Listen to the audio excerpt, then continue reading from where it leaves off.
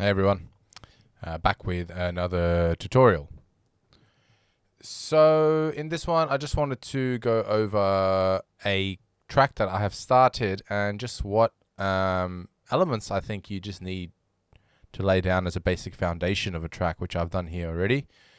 I just wanted to take you through those, and there is a lead at the end, and I'll make another video on that, on how I kind of came up with it, and the chord progression for the sort of breakdown. But how do you approach a new project and what do you do? So essentially, I think I'll play this track and I've basically just laid out a basic format here. And I usually just start from the first drop and I'll make some other elements, but I'll play it for you and I'll break down what I've done, and hopefully you guys can get some insights on and I'll just take you through the layers of what kind of just you need at the start. And very simple. You don't need to overdo it. And I'll show you just how to tackle things. So I'll play this now and then we'll get going.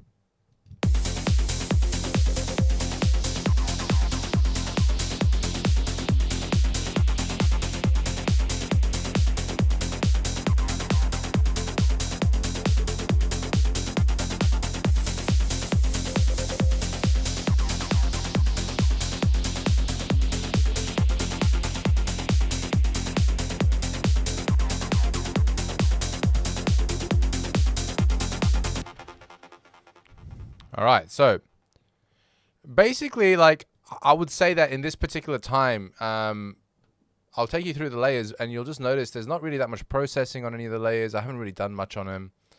And I've just done some basic tweaks really at this point to just get this track where it needs to be. And you really don't need to do too much right at the start of the track, and I'll take you through it, and you can see how just with a few layers you can actually get a pretty nice sounding track. So first, let's start with a kick and sub. Pretty standard kick.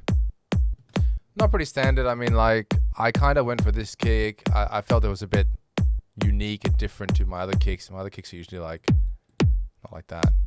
No. Like that.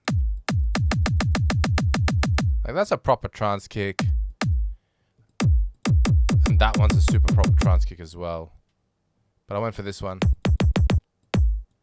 I wanted to go for a little bit more of a techie sound with this one. And I think sometimes you kind of overcompensate with your kick, thinking that, oh, that's really going to give me some good drive. But really, when you glue everything together, the song should just drive. And what I like to do is also make the sub bass first and then find a kick that matches it.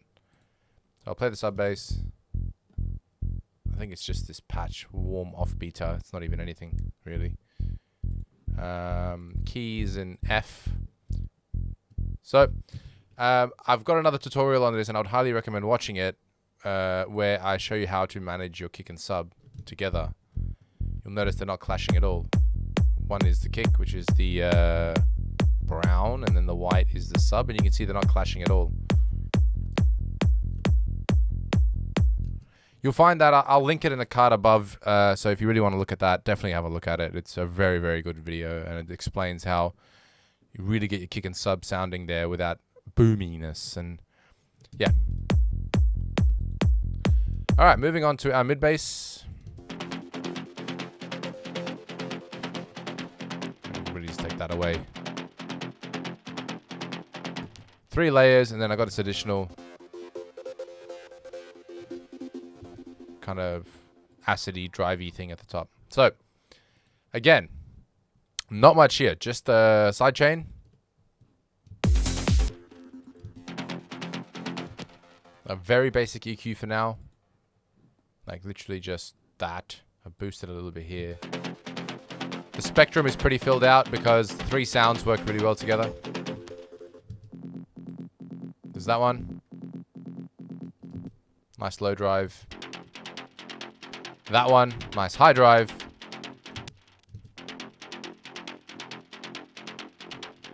And then this one, nice mid drive. So fills up the mid section, fills up the high section, fills up the low section. Play them together. Nice filled out mid bass. You take one of them away, See that hole? Fills it up. Take one away. Fills it up. Feel that? And that's really it. Very basic EQ, just very, very standard. Very standard. I don't even know what's this. I think I made a correction here. Just squeeze, like I wanted to boost this part up because there was a big hole in that frequency. So one of the things I would say is, for example, like this sound fills a big hole, right? Like you see here, there's a big hole. And this sound fills it up at around 576 hertz. I've just boosted it. Fills it up nicely. Now, the hole actually is 800. It's about 5. Oh. Yeah, it starts at about 470 and then goes to about 1500. But I just boosted it here. I mean, we could really just easily move it over here, but I kind of just liked it where it was sitting, to be honest. So, yeah, just fills it up nicely. I actually like it sounding there, so use your ears as well. Like, don't just rely on the frequency band, obviously, but yeah, it just fills out that space. I kind of made a little bit of a wedge here because the low end of that other one was doing the work there, and I didn't really need the highs. I just really needed this to fill that space, and yeah, now you got a good mid bass. So play it all together.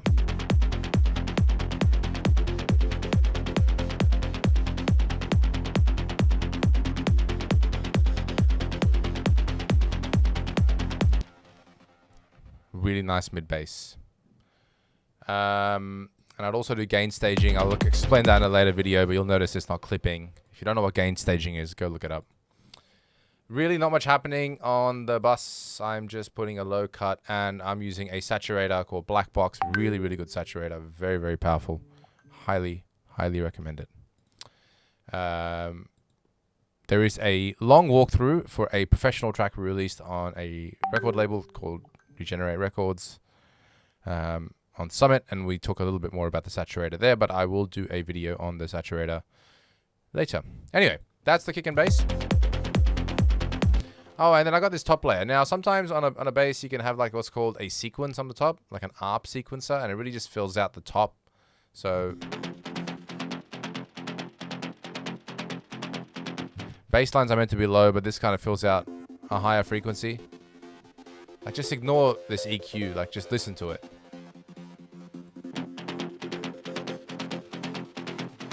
Gives it a nice bit of movement. You know, I'm not trying to go over the top with phases and stuff. Like, I will get to a point where I will, you know, I will EQ this and mix this down. But you don't really need to do that at this stage. Like, it's fine. Anyway. With that, I kind of complemented it with some acids. Now, this is what I would call the question and answer acid.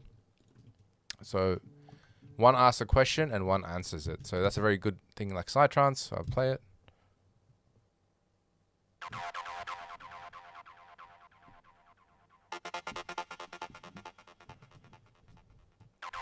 Question, and then the other acid answers it. It's a very old Trance trick that I learned. Really cool. You know, one acid kind of asks a question, the other one makes an answer.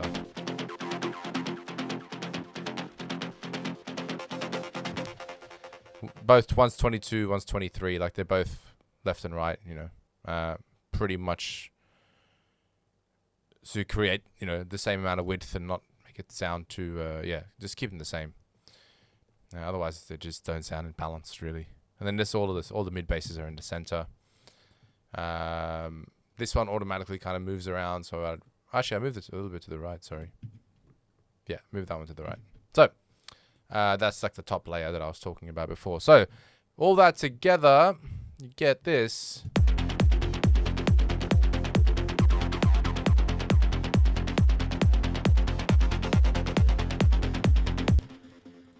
Oh, and this one is actually using what's called just a straight line, and then the arpeggiator within the patch is actually doing all the work. So this, if you have the arpeggiator on, that's what it does. So if I just play that.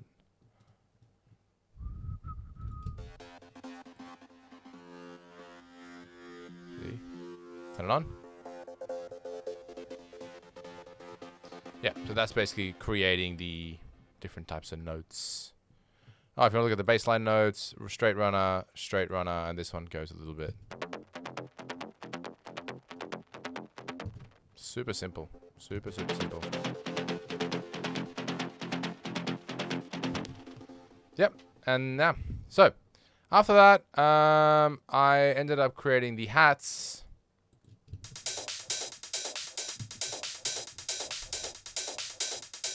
Again, super simple. I'm not really. We'll talk about cutting through the mix and stuff a little bit later, and that's completely down to EQ, but things like that. But really, open hat, one closed hat, and on the left, like this percussive layer. Almost. I've sliced it up through Ableton MIDI. I actually got like a patch, and then I sliced it up using the Ableton slicer. I'll talk about that in another video as well. Really cool trick. But yeah, just a percussion layer, a closed hat, and just like a mid-body kind of layer.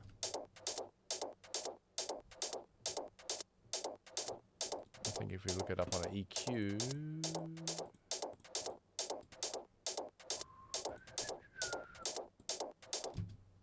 Where's my EQ? Okay. Yeah, like a mid-body layer really, you know, has some nice body to it, whereas the hats are like... Oops. The hats are like... much higher. So yeah, like I'll go into, again, I haven't EQ'd anything, and I'll figure that out later, and I'll really tighten it up, but really at this point, nothing. And then just like a snare. Now, really cool that you might have to layer this with a clap as you build more energy into the track, but you don't really need that right now. So again, when you start a track off, you're really just trying to lay down the foundations and get a feel for it. You're not really trying to say, hey, I need to build the whole track now and get that ultimate power, and none of that, you know. And I think the next step, like I haven't really done it yet, but I'll just put like a little sweep. Just see what it sounds like, you know. The next thing I'll probably do is like, I'll go into like really adjusting these, and then adding like snare rolls and things like that to really make the transitions happen. And that's it really, and I created this pluck intro melody.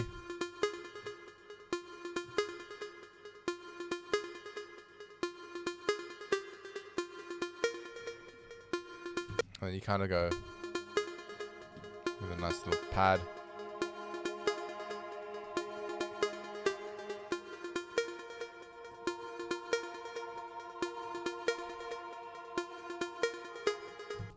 And I'll talk about why I did that, but essentially...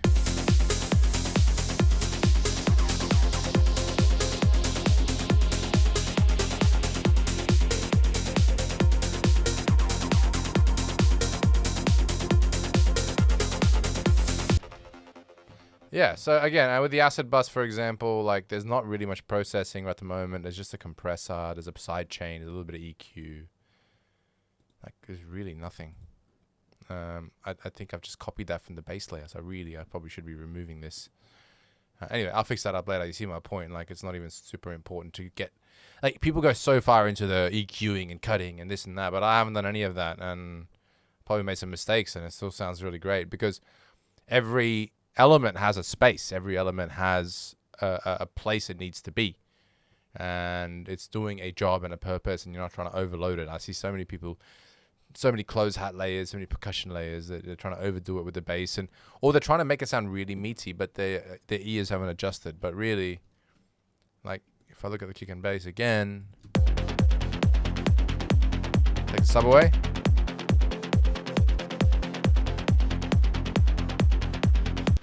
Track's at 137 BPM. That's all you need, and then you can build on that, and then build your ideas into this, and then you can build into your breakdown, and then say, how do you want to introduce new elements? Like from here, I'm probably going to choose a good reference track at the top, and then be like, okay, that will give me a good indication of how I want the song to lead into like the breakdown, and then to the main lead. And I'll show you the main lead. I'll talk about this later. Super simple.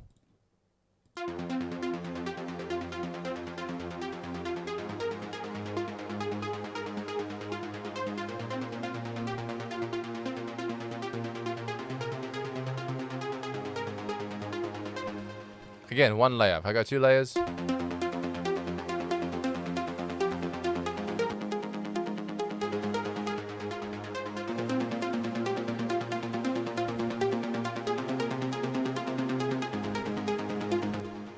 Create some accompanying pads.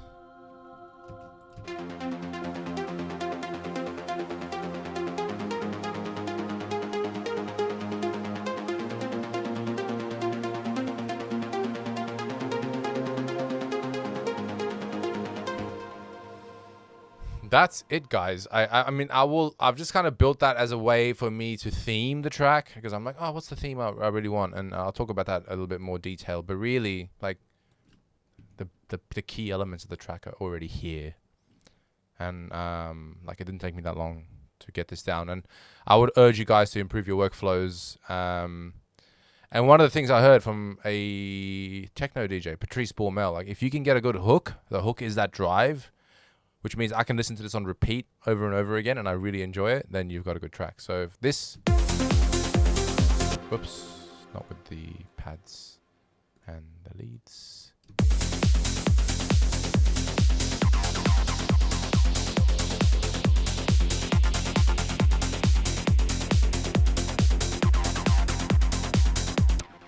That sounds good. You guys are going good. And also, I've actually put swing on this now. If you want to know what swing and groove on the groove is, what this groove pool actually does, I'll talk about that in another video as well. But it does help change the groove of the track to your liking.